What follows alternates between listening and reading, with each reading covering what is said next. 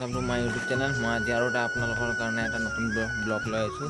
এইটো চাব, এইটো ঘৰটো এই ঘৰটো আমাৰ দাদাহঁতৰ বনাইছে মানে আজি জেওৰাবোৰ মুচিলে। এইটো চাই লওক, সেইবোৰ মুচিলে আৰু নতুন নাই লগোৱা টিঙৰ এইফালে আছে আৰু আপোনালোকক দেখাইছোঁ ৰ'ব।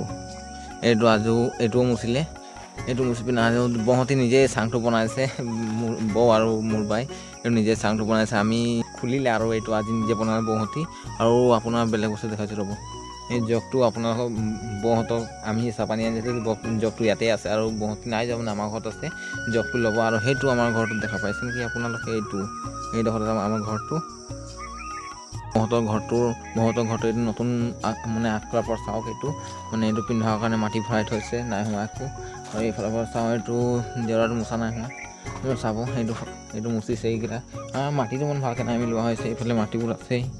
চাই লওক, ইয়াততো ইয়াত মাটিবোৰ নাই মিলোৱা। মাটিবোৰ ধুমুচ মাৰিব লাগে, তেতিয়া সমান হ'ব। আকৌ এই বাল্টিংবোৰো ইয়াতে থৈ দিছে বৌহঁতে আৰু একো নায়েই কৰা। বাল্টিংহঁতে ল'ব, আমাৰ ঘৰত আছে। আৰু